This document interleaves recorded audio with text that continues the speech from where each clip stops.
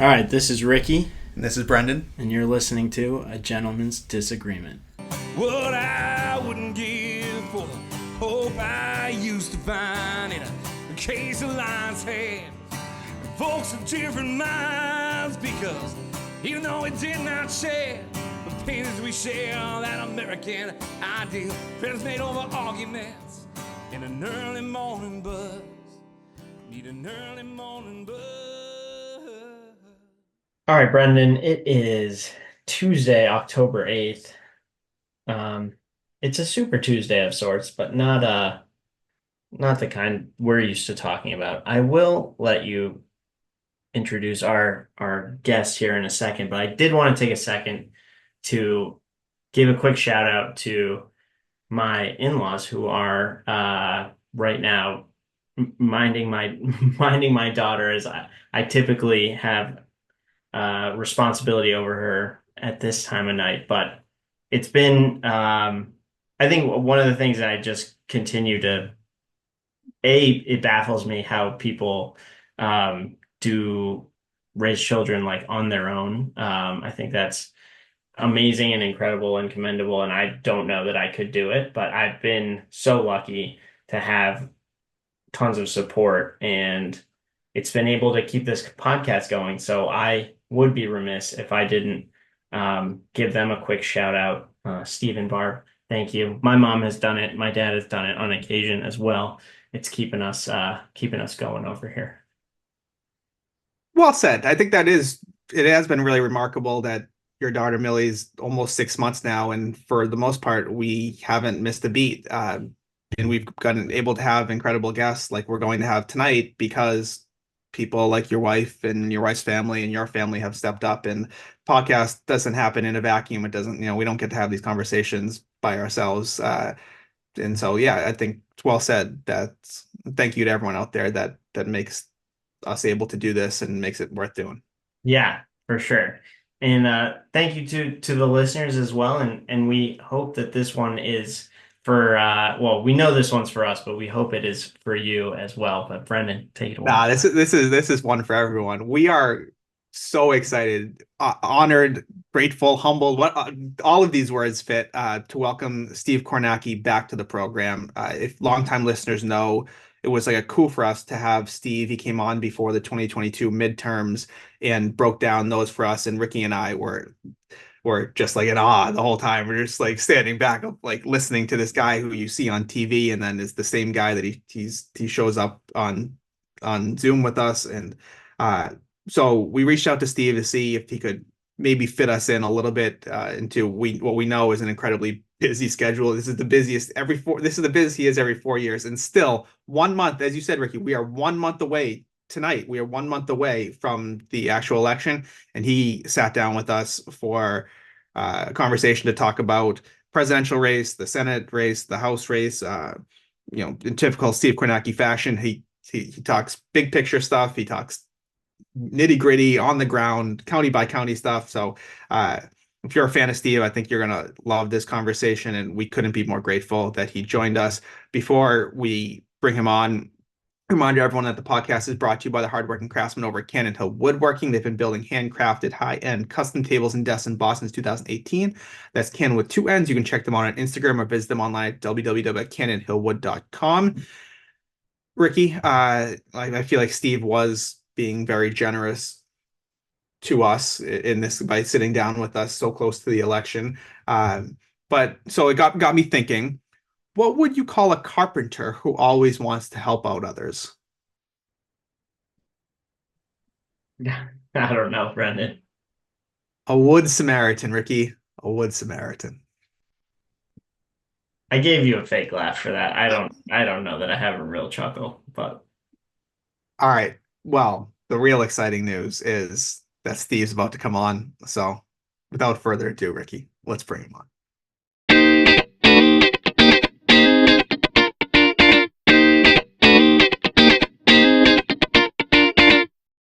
All right, we are now thrilled to welcome Steve Kornacki back to the program. Steve is a man that needs no introduction, but I will provide a small one for him anyway. He is a national political correspondent for NBC News and MSNBC, where he has become a household name through his dynamic election coverage and data analysis. He gained particular acclaim for his seemingly nonstop coverage of the 2020 US presidential election. And you might have also seen him bringing his energy and analysis to the sporting world through the NFL playoffs, the Kentucky Derby, and the Olympics. In addition to his television work, Steve is the author of the best-selling book, The Red and the Blue, The 1990s and the Birth of Political Tribalism, which examines the origins of the deeply polarized political landscape in the US and remains as relevant as ever today. He also has his own podcast series, The Revolution, which is available, as we like to say, wherever you get your own podcasts. Steve, welcome back to the show. Hey, thanks for having me. Glad to be here. Really, as we were saying, the pleasure is all ours. We're thrilled that you're gracing us with your time today. So I just want to start big picture before we let you get into your bag and drill down on some of these individual states and counties, as I know that you like to do. But just from your perspective, 4 years later, you've been in this game a long time, but you really kind of shot to prominence during your coverage of the 2020 election. So how does it feel 4 years later, kind of now you're a veteran of the scene and people are looking to you and coming to you with this analysis? Just kind of curious how it's been. Well, I guess when you put it that way, a little bit more pressure, maybe. I guess you deal with, there's probably a sports analogy there, the team that kind of comes out of nowhere, Yeah. sneaks up on you 1 year, you're not going to sneak up on anybody the second time. So, there's a little bit of that. I think I worry about it. I worry about election night. I mean, I worry about just the logistics from my standpoint. I always tell people, I mean, this is true, it was true before 2020, it's true now.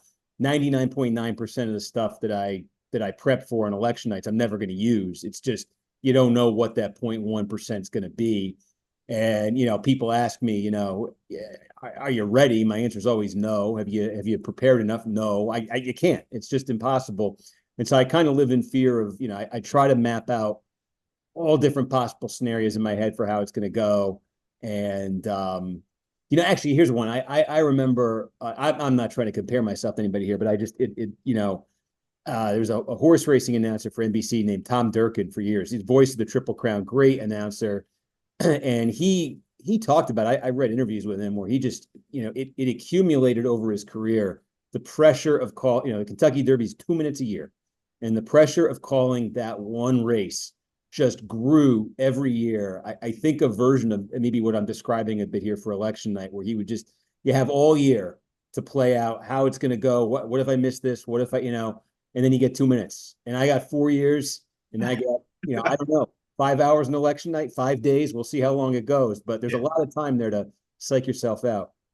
Speaking of that, I was listening to NPR the other day and I heard a couple rumors that you're switching this year from Diet Coke to coffee, and B, that you may or may not have committed to sleeping at your desk should this go on for more than a night or so. Care to comment?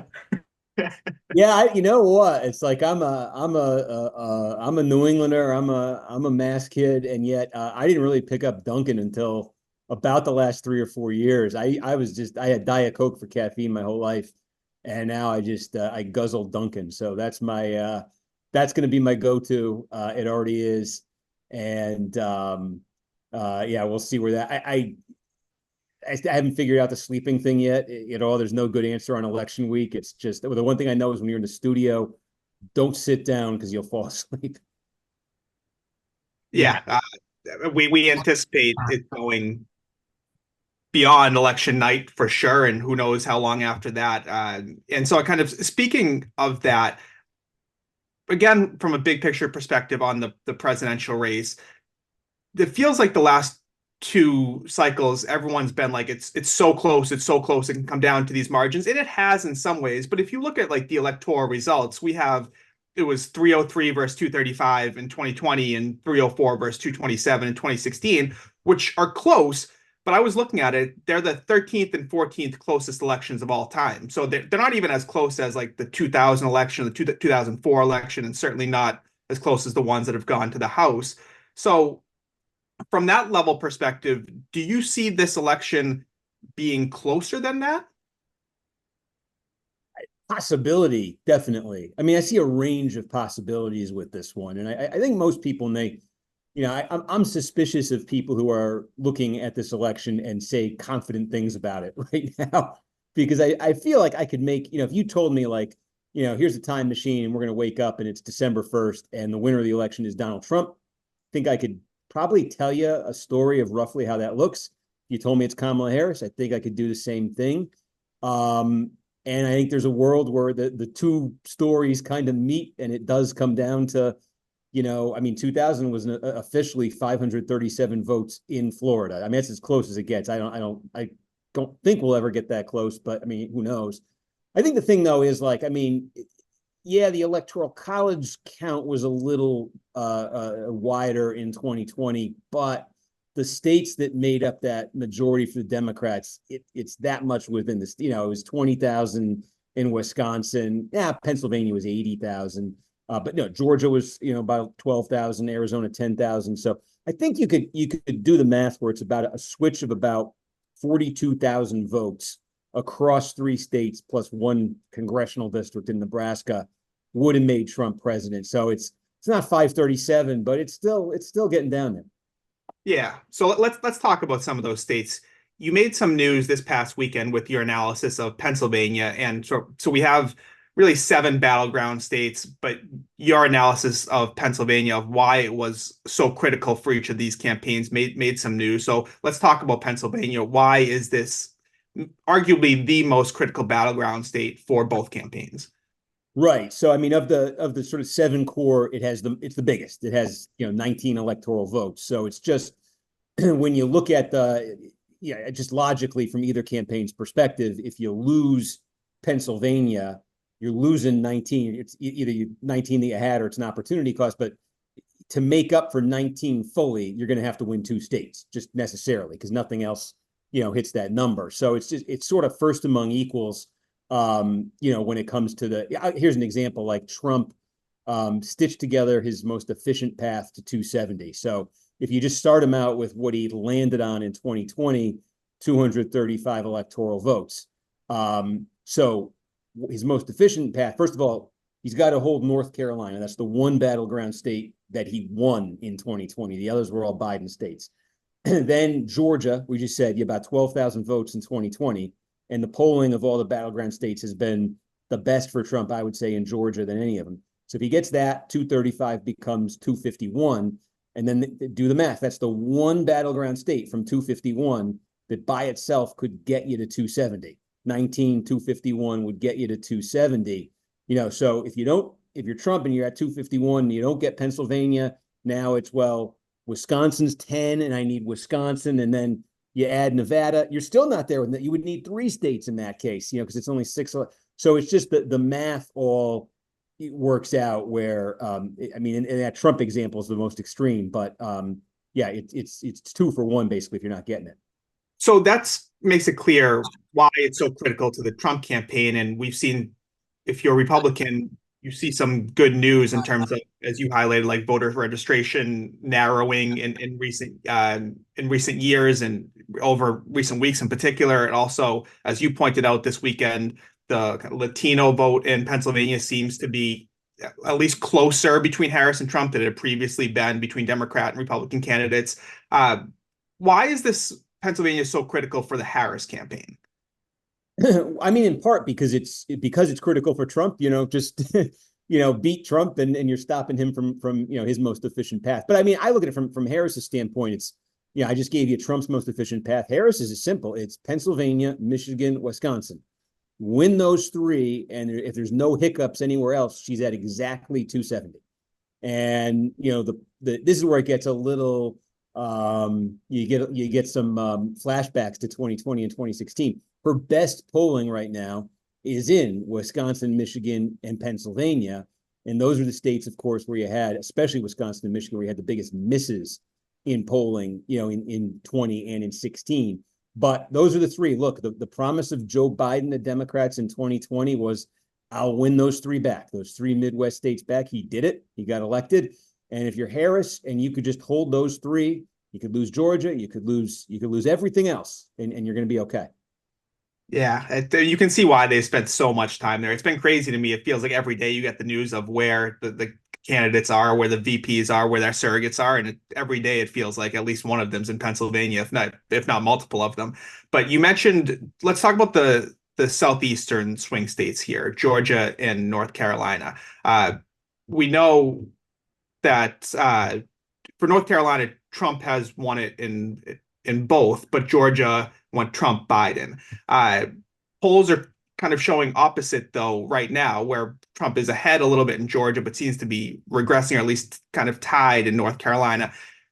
Are you seeing those states similarly? This is a really interesting question to me, and I kind of go back and forth on it.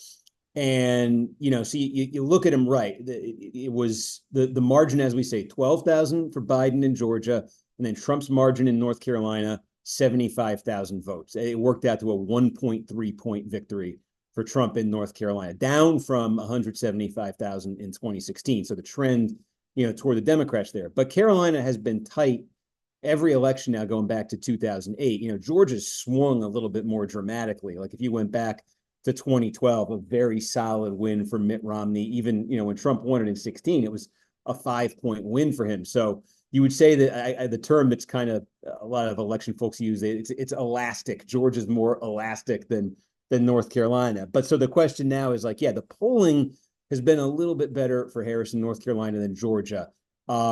Is that real, or is something else going on there? One thing that I went back and looked, because I thought I had a feeling about this, and it's true. The final poll averages in 2020 were better for Biden in North Carolina than Georgia as well.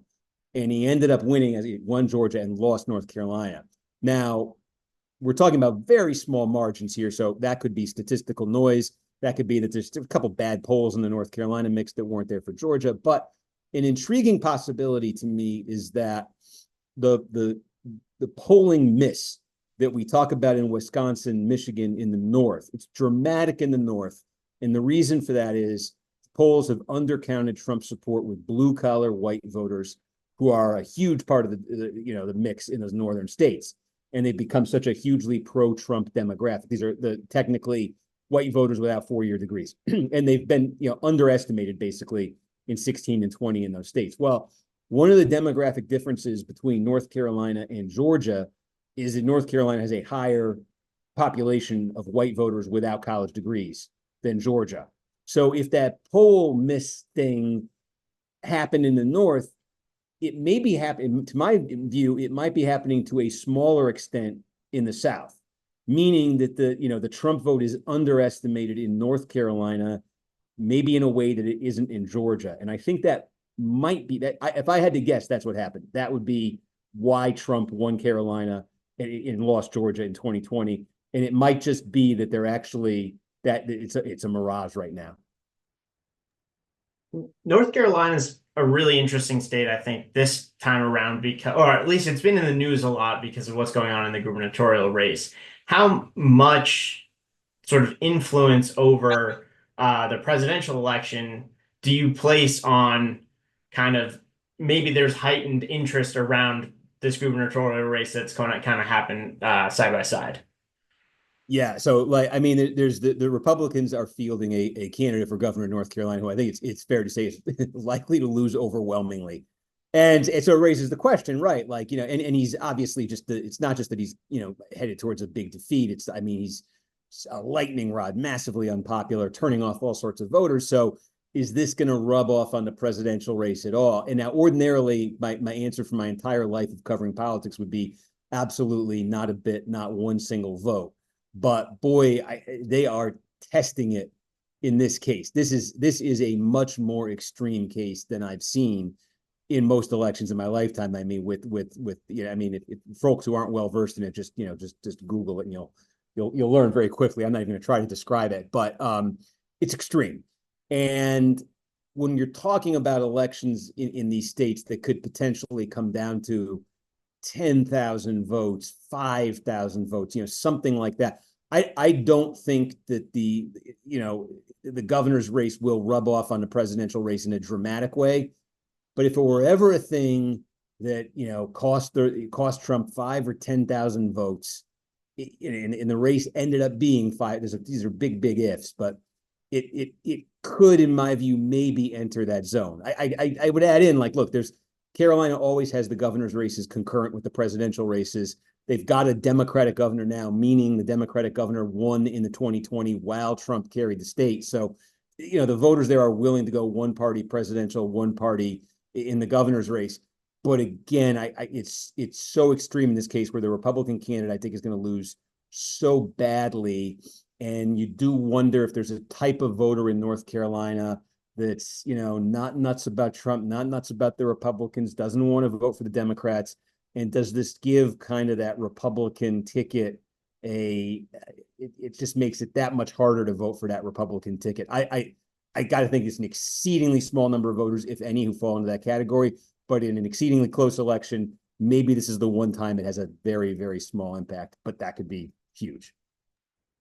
Yeah, I guess I feel like I'm thinking about it in terms of like an extenuating circumstance, and maybe one of the other things that's obviously going on outside of politics, but potentially is going to have an impact, at least on the way that elections are administered, are this rash of hurricanes that we're getting, and obviously in some very important for how this election is going to play out states. I'm curious, anything that you're hearing or any kind of gut feels on how this may play out, from like election infrastructure to folks' views on climate change. I don't know, anything. Yeah, no, look, I mean, honestly, as we're talking here, I mean, my hope is that it's not a thing that I have to look into at all. Hopefully I mean, it looks grim, but hopefully it's just gonna, it somehow won't be as bad as it looks right now, and these things won't be an issue. But what's already happened in Western North Carolina, I don't have a good answer to it, and I don't know if there is a good answer to it, but I'm starting to kind of look around right now, and I'm in terms of just election administration, displaced people, ballots that were already mailed, that sort of thing. I've got a lot of questions around that, but I don't really have a good sense of it yet. Yeah, that's fair. It's like all kind of unprecedented. I'm not unprecedented. It's not like hurricanes haven't impacted elections, whether physically or just politically before, but it's all seems to be happening together right now and over these next couple of weeks. So like you said, I mean, fingers crossed that things don't get any worse, but TBD. So moving out to the Southwest now, to Arizona and Nevada, one of the main pitches for the Democrats that were pushing Harris over Biden was that, well, Biden, his path was exceedingly narrow and seemingly becoming narrower. Like maybe he was going to be able to hold that blue wall up north, but he was losing in the southeastern states, and he had lost, it seemed like, the southwestern states.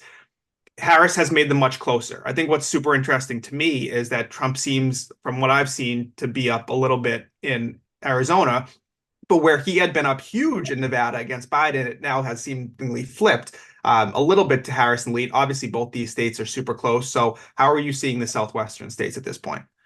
Yeah, Nevada is a wild card because it's a difficult to poll state. And so when you kind of look at the history of it, you'll see numbers kind of flying all over the place out there. And you can we had David Paleologos on the Suffolk pollster on, and he specifically pointed out Nevada, and he was like, "There's just a wild ballot." They also have like the none of the above choice, which is really interesting. Sorry to interrupt, but I was like, yeah. No, that exactly. No, I'm glad you say that, because that's exactly. I mean, that's what I hear from pollsters too. Exactly that.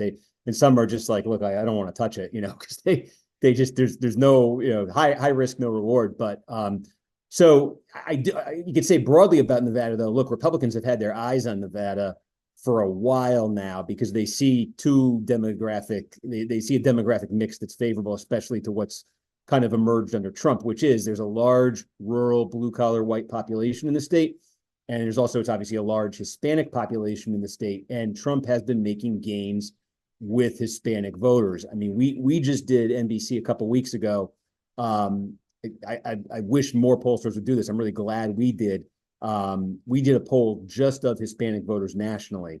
So 1,000 Hispanic voters across the country. You can really get something meaningful when you have a big pool of voters, as opposed to, like, if you take a normal poll, 13% of the respondents are going to be Hispanic. It's a huge margin of error. It's hard to say anything with precision. So we got a real, big poll of Hispanic voters, and we found Harris leading nationally, but by 14 points, which would be a record low for Democrats. And this is a constituency that when we polled it 4 years ago, it was 29. Now it's 14 in our poll. So if that kind of thing is happening, and we've seen a lot of polls suggesting it is, and ours now really suggests it is, then that Republican sort of dream of Nevada, which they've lost by about 2.5 points each time on paper, you could absolutely see it. Now, there's some other factors in Nevada too. There's a strong union presence, culinary workers union around Las Vegas. Las Vegas, Clark County is like 70% of the vote in the state, and that's going to be, working on behalf of Harris. It's a lot of,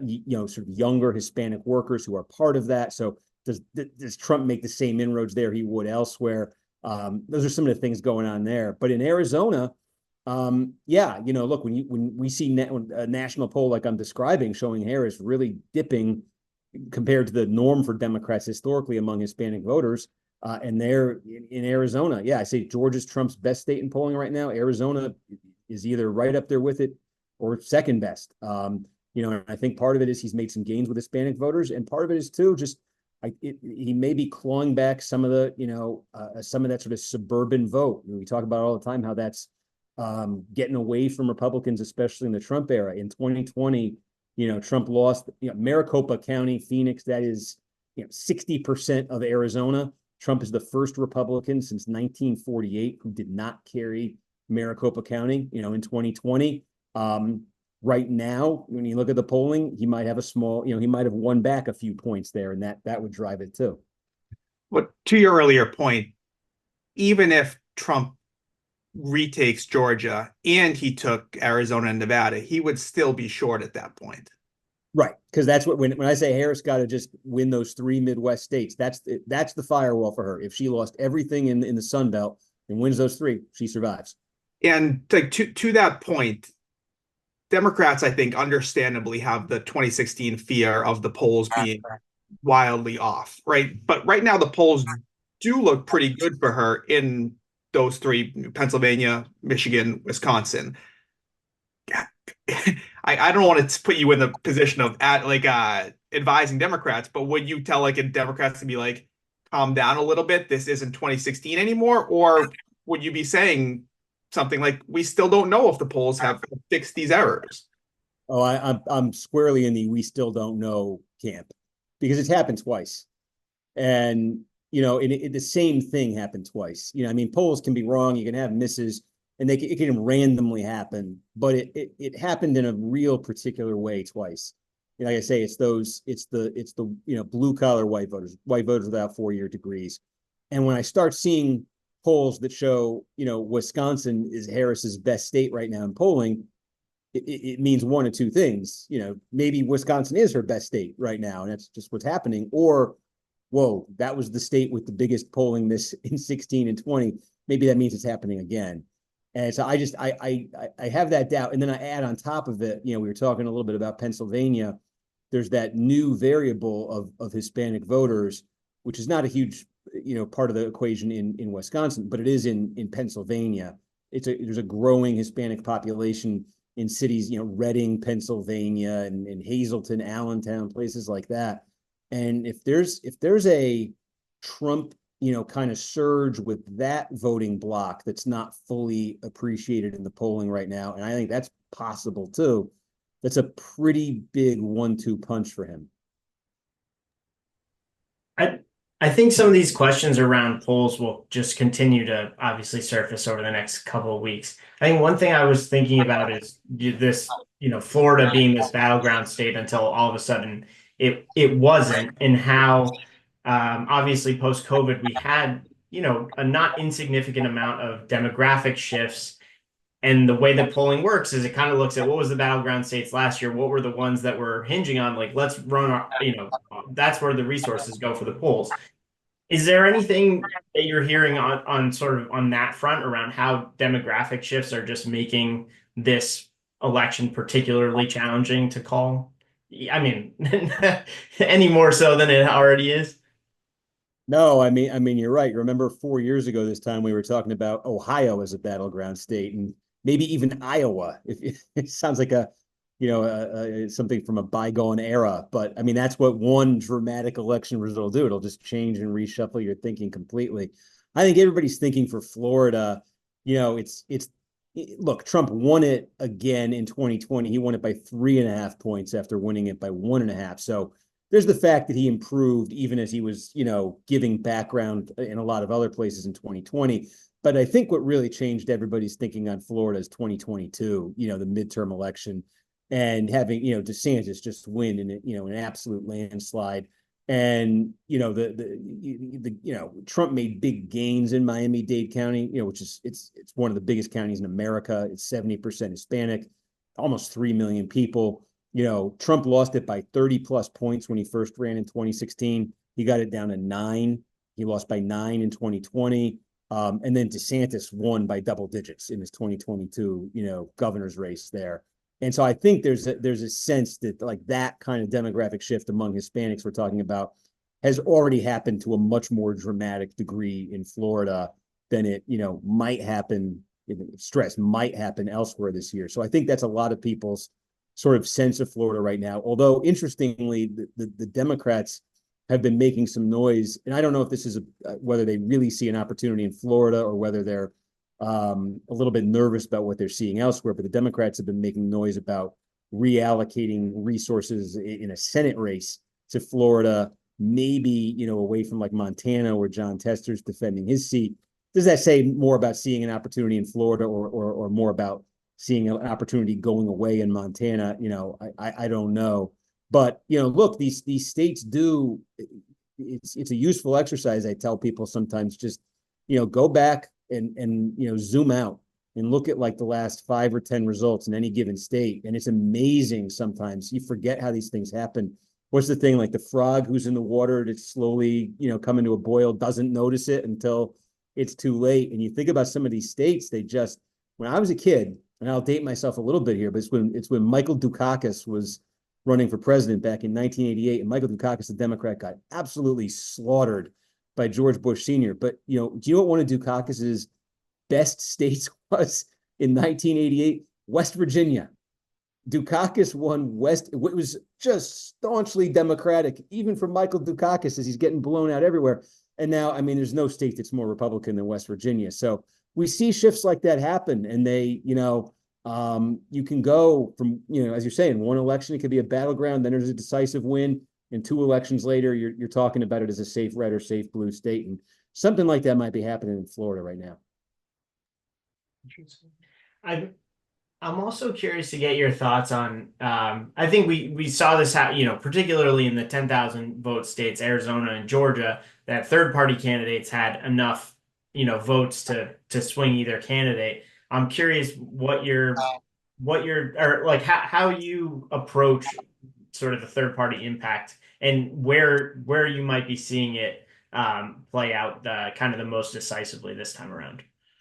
Yeah, I mean, when the RFK thing seemed to be, happening in some way, I was really, the combination of having, when Biden was in the race for Democrats, so you just had these 2 historically unpopular, nominees, and then you had what seemed to be a real third party effort, maybe afoot for RFK. I mean, I was starting to wonder if he was going to hit double digits. If some of these, I was having flashbacks to like Ross Perot, in 1992, who ended up with 19% of the vote. But obviously that's gone away now. And I think we're in a world that's looking a lot more like 2020, where there's going to be a couple points going to these third party candidacies. And I think when you get to that level, it's a little tougher to read whether that, is the vote going to a Jill Stein. Is that an ideological, she's Green Party? Is it a lefty vote? Is it an ideological thing? Is it people upset with Harris on like Israel, Palestine? Is it something like that? Or there's always just some voters who just don't want to vote for, the 2 major candidates, and it can come from, from either side. It can come from neither side. So the one thing that I do find is interesting, or at least that I keep in mind, is that if there's 2 or 3% going to a third party candidate, then this applies more to Trump and Harris because his favorable rating is lower than Harris's. Trump wouldn't, it lowers the number you need to hit to win a state. You don't need to necessarily hit 50% plus one. If the third party candidate's gobbling up 3% of the vote, 48.5% plus one is going to get you the state. And there's a disparity right now. And, Harris has improved. One of the things since she got in the race is she's improved her favorable rating. And it's noticeably higher than Trump's is right now. And having the higher that third party vote gets, I think the more it potentially helps Trump. The lower it is, I think the more it helps Harris. In a place like Michigan, right? We saw that uncommitted kind of faction vote during the Democratic primary. Is that something? It doesn't seem like the Harris campaign is really all that concerned about it. Obviously, when it comes down to the presidential election, if Israel-Palestine is a huge concern to you, you don't necessarily have that many choices in the election. But curious if something like that could factor in. Yeah, I mean, a little bit like we were talking to me, at least, like about North Carolina earlier, where it would take stack a couple of, circumstances on top of each other, and Michigan comes down to 2,500 votes. It's just, I mean, it was 150,000 in 2020 for comparison, but like it comes down to 2,500 votes and, wow, Harris underperforms in the city of Dearborn, Michigan. I mean, yeah, it's not, you can't say it's impossible. Nothing's impossible. I've certainly learned that the last few years, but it's in that extremely unlikely bucket to me. And I also think I think of it in terms of sort of tactically, strategically for her campaign trade-offs, where I think her campaign has they've looked at this from the angle of like, okay, there's potentially maybe a problem on the left here on this issue. But what is the cost of going where you have to go to sufficiently take care of what you think of as the problem on the left on Israel-Palestine? If you do that, if you do all of that, how much are you now losing in the middle? And in a state like Michigan, I think that their calculation, there's a lot more to lose in the middle on this issue than there is to gain, on the left right now. Seems like a totally fair calculation. You briefly brought up the Senate race, and I want to dig into that a little bit more because the presidential race gobbles up so much oxygen, understandably so, but we know how important that Congress is in terms of passing legislation or for whichever president gets elected for getting their agenda through. So the conventional wisdom is that this has been a particularly difficult map for Democrats. They're defending a lot of seats in traditionally red states or states that Trump had won before. And one of them you mentioned was Montana, but we also mentioned West Virginia. So it seems like more or less those two are gone from the Democrats. They'll flip to the Republicans. Are you seeing anything to indicate that's not the case? I think pretty clearly West Virginia. Montana, I still, Montana's there's a Democratic incumbent Tester. The polling is still, there's not a ton coming out of there. It's not at the landslide level, certainly of a West Virginia. And the state does have a history, of being a little bit, kind of funky politically. There's a bit of a libertarianish bent there, an independent streak, that sort of thing. And, so I'm not ready to fully say that Tester's done there. He certainly looks like an underdog, but I'm still a little curious about that one. Yeah, I mean, to his credit, he's been an underdog there before, and he's held on in one of the reddest states in the country as a Democratic senator. So I think well said that you can't really underestimate him. But just I should have said this in part of my first question. So right now, the composition of the Senate is there's 48 Democrats, 3 independents, all of whom caucus with the Democrats. So it's basically 51-49. With the vice president, not that she needs to anymore, but can cast the deciding vote. So if we did put West Virginia and Montana in Republican categories, wouldn't matter who won the presidency, Republicans would control the Senate. So that means Democrats are going to have to hold on to all of these other seats and flip at least one. So let's kind of try to go through those. And I want to start in Ohio, which looks like the biggest toss-up to me. Ohio, as you mentioned, used to be a battleground state, even seemingly 2 cycles ago. No longer. It's a pretty deep red state with an incumbent Democratic Senator, Sherrod Brown. How are you seeing that race right now? Yeah, so I mean, right, three Democratic held seats in Trump states, or likely to be Trump states, if West Virginia, Montana, and Ohio. I think certainly the most competitive is in Ohio. I think there's been some encouraging polling for Brown for in Ohio. And it's not just, look, it's a solidly red state, and it's expected to be. It was 8 points, 8 points in 16 for Trump, 8 points in 20. Montana, you're talking about like 20 points. West Virginia, you're talking about 40 points. So Sherrod Brown has to get a certain number, and a not small number, of people who are going out and voting for Donald Trump to simultaneously say, I'm going to vote for a Democrat for the U.S. Senate. And if you watch his campaign, I mean, he's very, very aware of that. And, has won 3 times before in the state. And so I think he's very competitive there. But still, the big picture challenge in this era is, if you look at 2016 and you look at 2020, the two previous Trump elections, in the end, between those two elections, there's only one state where the winner in the presidential race and the winner in the Senate race were from different parties. And it was Maine in 2020. Susan Collins, the Republican, wins. Joe Biden wins the state. So in the end, these Senate races, the last 2 times Trump ran, whether for Democrats or for Republicans, they synced up with the statewide winner in a presidential race. And that's the biggest fear for Brown, I think, in Democrats in Ohio. I think they feel that Brown on his own could win the Senate race, but they fear the political gravity of Trump winning, and just there being a certain number of voters who, that's it, I'm here to vote for Trump and I'm not voting for the Democrats. And that's happened, either way. It's benefited Democrats in some states, it's benefited Republicans in other states, but that's what's happened in 16 and 20. And that's what, to avoid a really bad year on the Senate side, that's what Democrats need to have, not happen this time around. Yeah, and this is why Democrats, I think, are so worried. Not only those 3 states that we mentioned, but they're defending seats in Michigan, Arizona, Nevada, Pennsylvania, Wisconsin. And I think, in addition to fearing losing the White House, I think a lot of these senators earlier this summer were looking at the polls and saying, we're going to get swept out of the Senate too. So I guess if we just take those states, should Democrats feel good about holding those seats in those states that I mentioned, those other battleground states? I think they feel very good right now, which is not to say they're.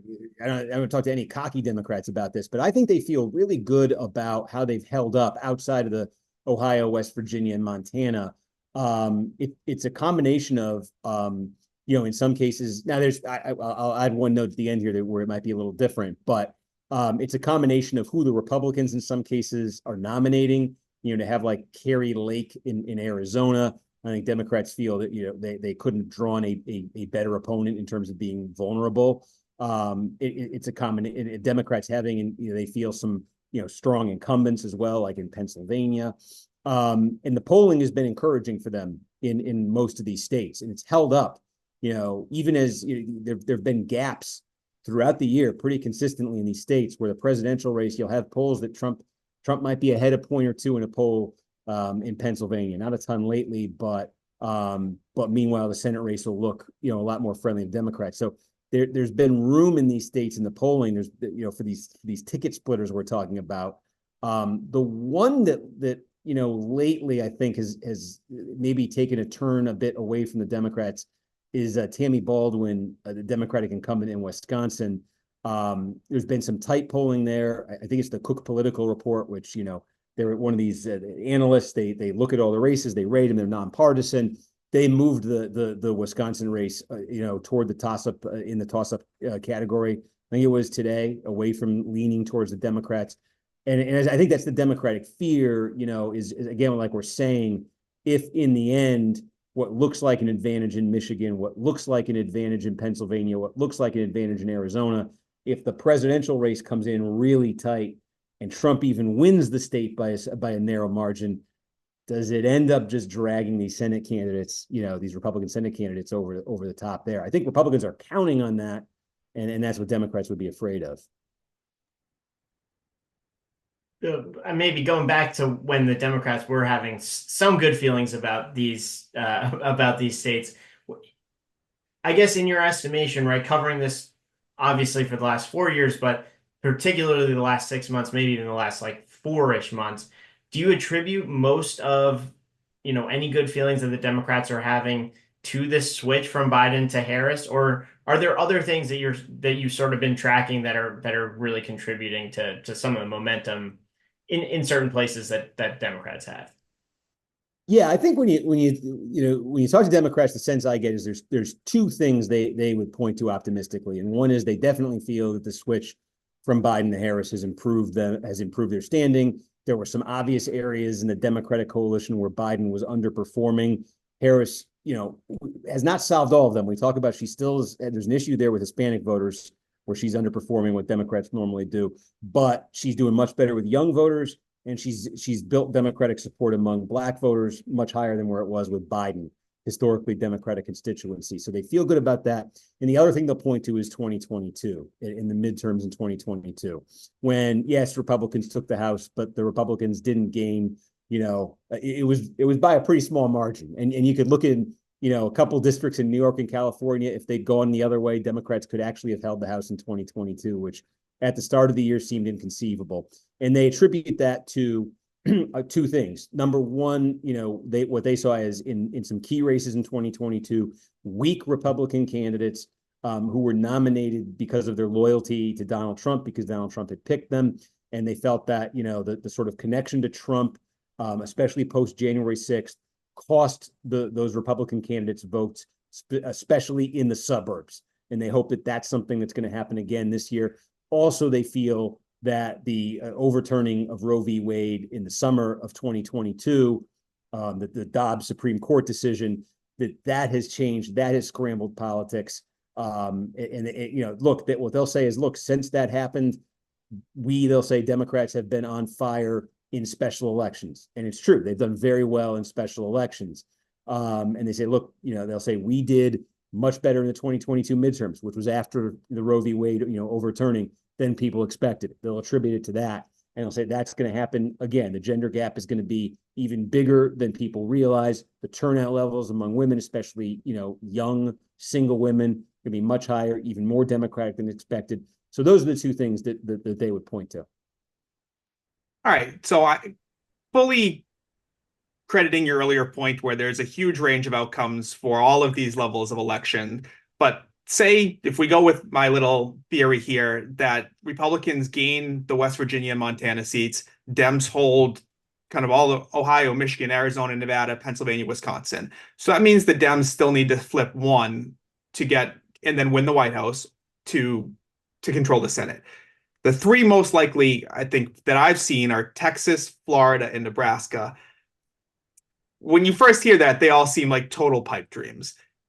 I guess if you were trying to assure someone out there that they weren't, where should they be looking?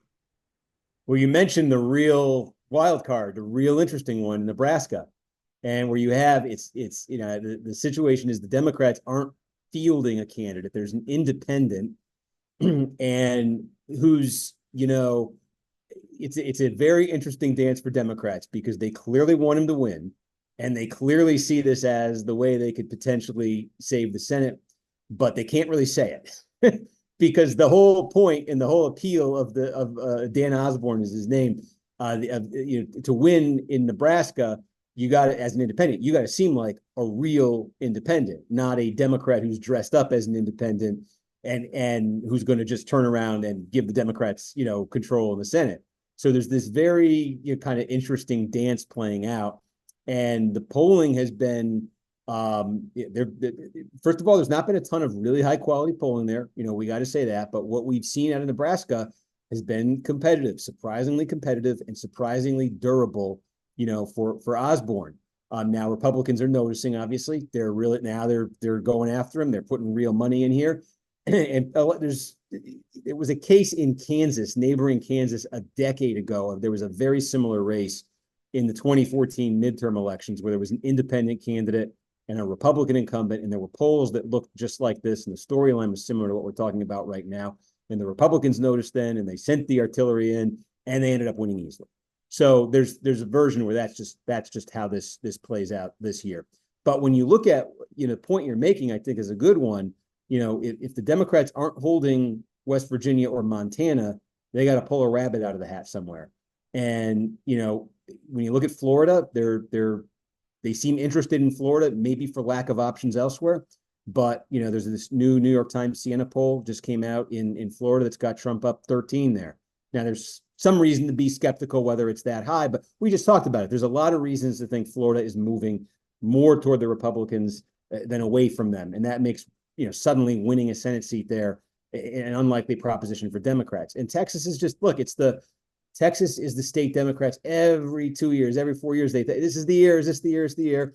The poll today was, a 6-point Trump lead in Texas. That's on par with he won the state by 6 points in 2020. So again, real tall order there. And then you look at Nebraska and it's like, yeah, I think Democrats right now are kind of looking at that one and saying, that's where the surprise, maybe there's some wishful thinking there for them. But I think when you look compared to Texas and Florida, maybe Nebraska is the sort of the juiciest possibility for them. But again, they're not going to really articulate that right now because that kind of gives the game away. Yeah, it's really interesting there. One other state I want to talk about with the Senate, and you can just touch on it quickly. Is Maryland really competitive at all? Right. So, and this is where Larry Hogan, the very popular former Republican governor, is running, and he's running as an anti-Trump Republican in a state that, the Democrats are probably going to win by 30 points. And the polling's been relatively close, although the most recent I've seen has had the Democrats mid to high single digits ahead there. The example, it's a dated one that I've always been thinking of with this race. Maybe you'll appreciate it, was Massachusetts back in 1996. And it was when Bill Weld ran for the Senate.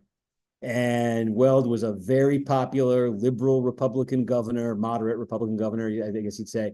And it was a presidential election year, and Clinton was running for re-election and just clobbered Bob Dole in Massachusetts, probably by 30 points. And Weld did well for a Republican in Massachusetts, but in the end, that was just too much. That was too big of a hill to climb. And I kind of think that's what Hogan's looking at in Maryland. Yeah, that's fair. I just quickly touch on the House. 218 from the majority. Republicans currently have 220. Map.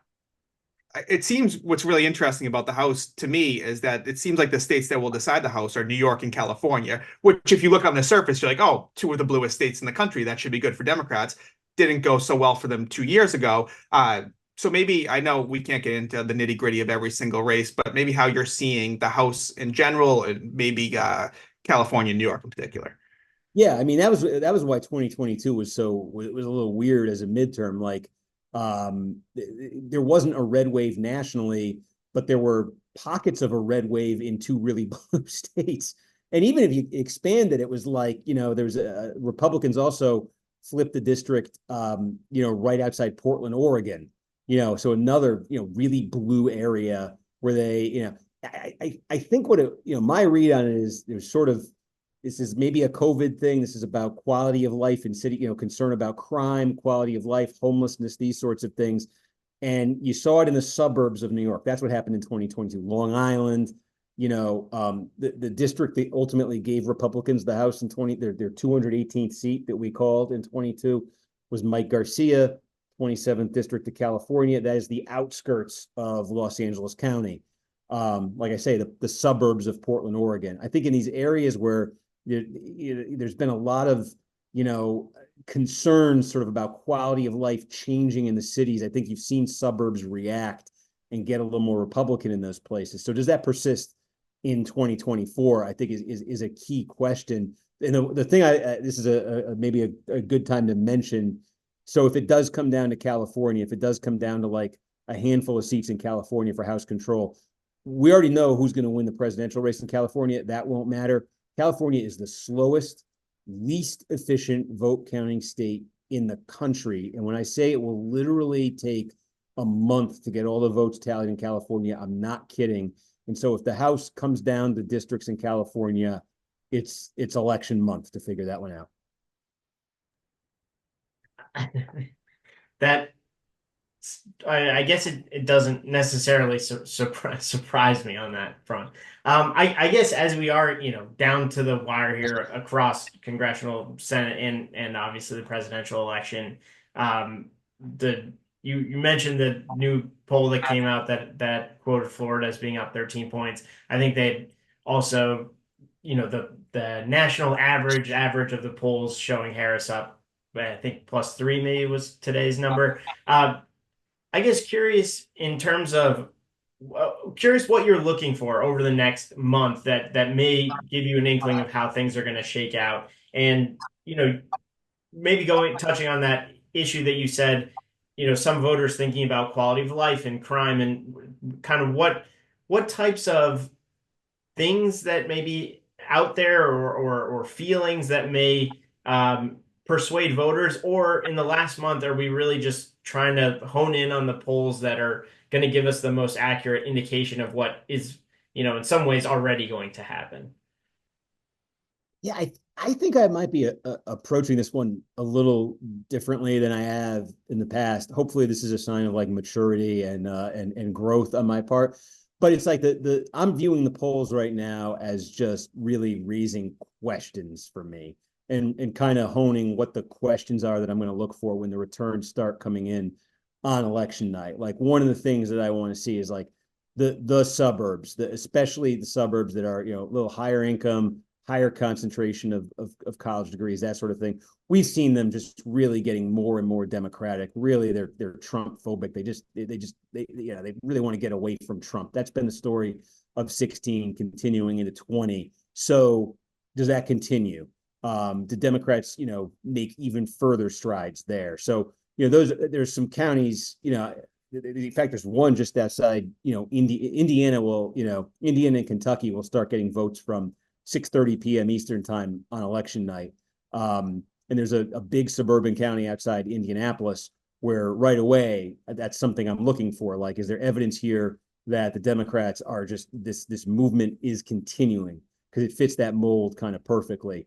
Problem is they were very slow in counting their votes before, so we may not know at 6:30. But that's the kind of place I'm going to look for as soon as the polls close. There's counties that have, Pennsylvania comes later at night, but counties that have working class Hispanic populations, significant. Are we seeing? Do they start coming in with Trump showing strides there? Because that's a big question we have with the Hispanic vote. When we start getting rural counties with blue collar white populations. Kentucky, in Indiana, maybe even too, but Kentucky might answer or not answer, but start to clarify this early. Trump made huge gains. We're talking like 30, 40-point gains in some of these counties from how Republicans used to do. Does he lock that in and go even further? Is there regression there? Even if it's 5 points regression, that could be the ball game right there. So the polling is just raising all those kinds of questions for me and giving me the kinds of counties I want to look for on election night that'll start to answer them. Man, we're so excited to watch you answer them in real time. Normally at this point we'd be like, where can we find your stuff? But everyone knows where to find your stuff. So do you want to do a plug for your podcast or for the book or anything else? No, listen, the podcast. If anybody wants to listen to Revolution, it's a couple years old. I'll plug it because I love doing it. It's the story of the 1994 Republican Revolution, but it's sort of the long march that got there, which I think is a really rich, interesting story, and then the long tail effect 30 years later of what that's meant for our politics. So I love doing it, and check it out if you haven't. Well, we love having you on. Thank you so much. We greatly, greatly appreciate you. We will be watching with really bated breath. It's going to be fascinating to see how it turns out, and you'll be right in the center of it, which seems really cool. All right, thanks, guys. Enjoy the home stretch. Good luck. Thanks, Steve. We appreciate you.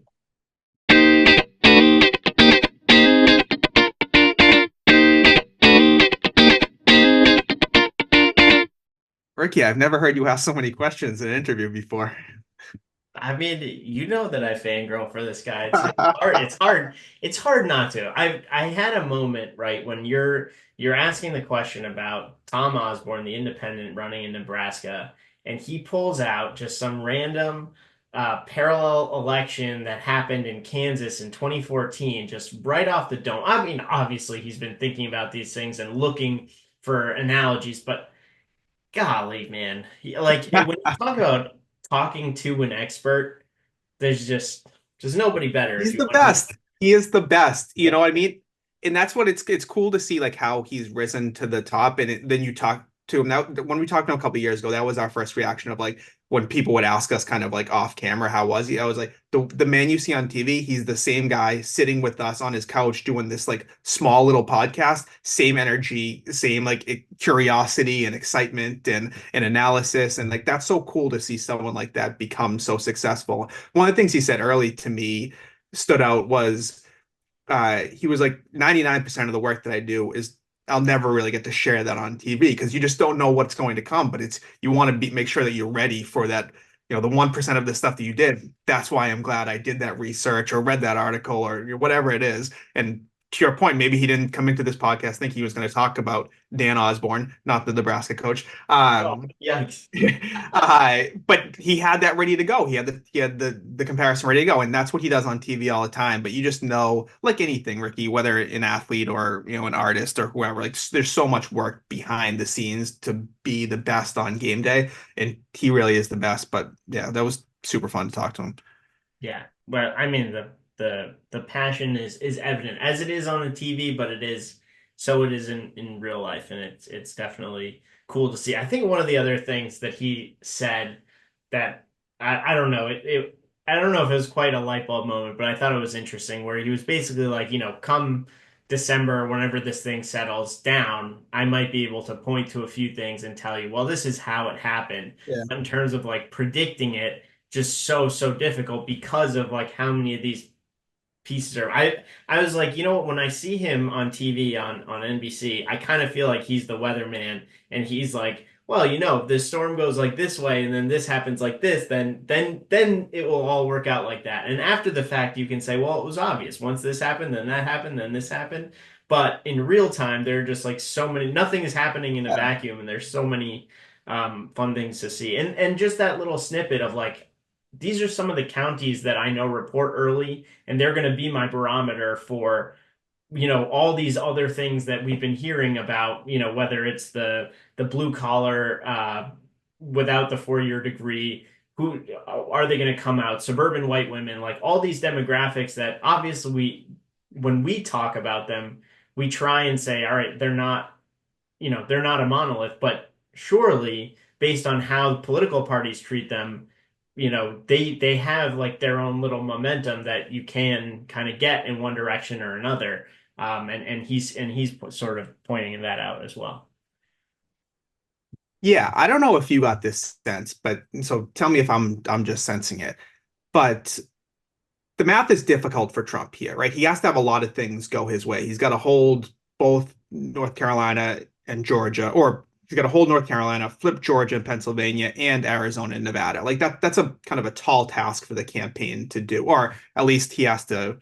Sorry, I misspoke there. If he has to do Georgia, flip Georgia and Pennsylvania, or flip Georgia, Nevada, Arizona, and something else.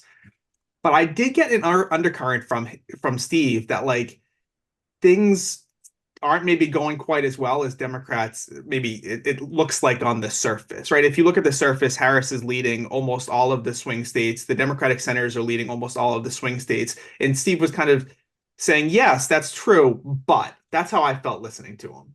Yeah, totally. And I think your question to like, well, the Electoral College, maybe 13th or 14th closest. So it wasn't really all that close, was it? And he was just like, yeah, but we're talking about maybe a grand total of 50,000 votes across three states that really did it for Biden. Obviously, because we play winner take all over here, that just because he won all of them meant that the electoral college final number was as lopsided as it was. But in reality, we're not talking about a ton. And we can, already, the air quotes are on flipping Georgia. Georgia is there were a lot of things that kind of worked in Democrats' favor in 2020 that are probably not true this time around. And we know kind of traditionally where that goes. So let's say you put that one already in his box, and then all of a sudden it's like, maybe it's not as tough. But I think the thing that I've learned is all the done deals are there's like are should not be thought of as done deals. I will, for one, be really interested in this North Carolina race because I think what he was alluding to on the sort of the Senate side of things is that, like, hey, people come out to vote in presidential elections more so than any other election. And when they're there, if you're voting D for Democrat in the president's box, you're not going to go to the Senate race and pick something else, right?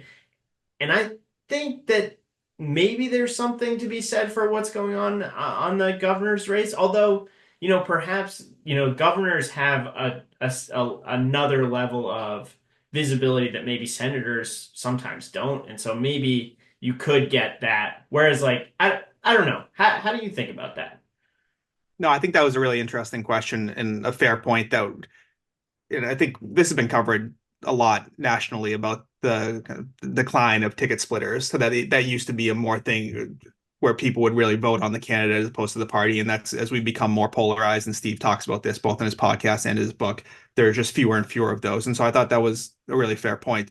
One other thing I thought was interesting was how, and obviously this is true, like both campaigns think that they're going to win. Right? And you can see the vision, like Steve was pointing to, like if you're the Harris campaign, if you're Democrats at the congressional, Senate, or presidential level, you would point to women voters. You would point to how the suburbs have increasingly moved, including people with higher levels of education. You would point to the success that Dems have had since Roe. You would point to all these things and be like, momentum's kind of on our side, whether demographically or issues wise. And then if you're Republican, Steve was saying, you're leaning on quality of life and crime issues. You're leaning on Latino voters going this way, maybe suburbs coming back to Trump. And you have like a clear vision and clear path for how you're going to win. And that's what I don't want to minimize like the real life effects of different candidates winning at different levels. I know that that's like it has a real impact on our country, on the world, on people's lives. But as someone that's like really interested in this from like an analytical level, it's just so fascinating to sit back and think about those sorts of things. Yeah. No, I mean, there's no way it's like a Stratego type. Yeah, I love that game. Yeah. But that's, I mean, is why you see this overemphasis, or not overemphasis, but this like emphasis on Pennsylvania, because in the game, if I'm counting on what I've already got, then I'm not going to spend time there, and this is what I need. And if I can get this, or block this from the other person, then game over. And that's really I don't know what that says about how the system that we have and how things are working, but that's how it plays out. I was gonna say I'm more inspired by the Electoral College leaving it. It's just like the fact that what the states we're talking about: Georgia, North Carolina, Arizona, Nevada, Pennsylvania, Wisconsin, Michigan. It's really people all over the country of all different kind of backgrounds, however you want to divide them, that are going to decide this election, which I think is really a feature of the system, Ricky, but you might think is a bug. Yeah, well, if it ends up only coming down to Pennsylvania, I think there'll be plenty of people who are feeling differently in terms of that it came down to them. But We can have that debate after the election. But again, a huge shout out to Steve. He's been so good to us, so generous with his time and his expertise, and we feel super lucky. Thank you to everyone that listens. You can check us out, obviously, wherever you get your podcasts. You can check us out on YouTube, find us on Instagram. We appreciate all the support. guess we'll leave it there. Till next time, buddy. I'll see you. What I wouldn't give for the hope I used to find in a case of lion's head. Folks of different minds, because even though it did not share the pains we share, that American ideal, friends made over arguments in an early morning buzz. Need an early morning buzz.